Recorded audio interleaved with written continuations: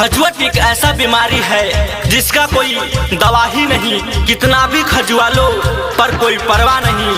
खजुला खुजला के खून बहा लिया है मेरे दोस्त, फिर भी ऐसा लगता है कि खुजलाया ही नहीं, खुजलाया ही नहीं।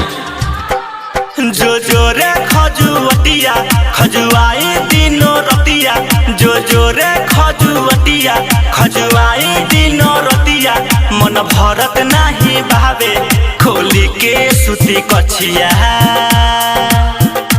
खजुवतिया रे खजुवतिया, खजुवतिया रे खजुवतिया, जो जो रे खजुवतिया खजुआही दिनों रतिया, मन भरत नहीं भावे खोली के सुती कछिया। खजुवतिया रे खजुवतिया, खजुवतिया रे खजुवतिया। वहाँ का दर्द भी अब सारी हदें पार कर रहा है, वहाँ का दर्द भी अब सारी हदें पार कर रहा है। जब भी खुजलाता हूँ पड़ोसी आंखें चाल कर रहा है। ये खुजली भी क्या चीज है मेरे दोस्त, ये खुजली भी क्या चीज है मेरे दोस्त। वहीं पर खुजलाने का मन बार बार कर रहा है, बार बार कर रहा है। अखिया से लोर बहाइले रतिया में रोज पगलाइले, खून बही बही जाला पाई हो जब जब एक खजुआइले। दिने प दिन दोबारा तानी खजुवतिये हमके खाले,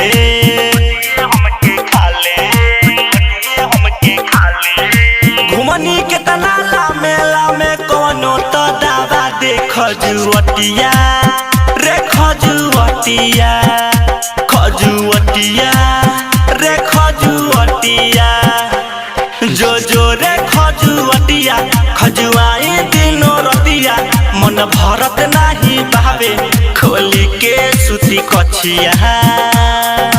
अंदर का दर्द एक राज बनकर रह गया, अंदर का दर्द एक राज बनकर रह गया। इतना सारा उपचार एक मजाक बनकर रह गया। क्या कहूँ इन दोस्तों के बारे में, क्या कहूँ इन दोस्तों के बारे में।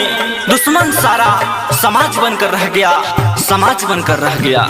केहू लगे न सतावेला, दूरवे से हमके हटावेला। खजुवतिये होई दुश्मन हो लोगवा झूठे सतावेला। सारा लोगवा कहेला दावा जल्दी करा ले,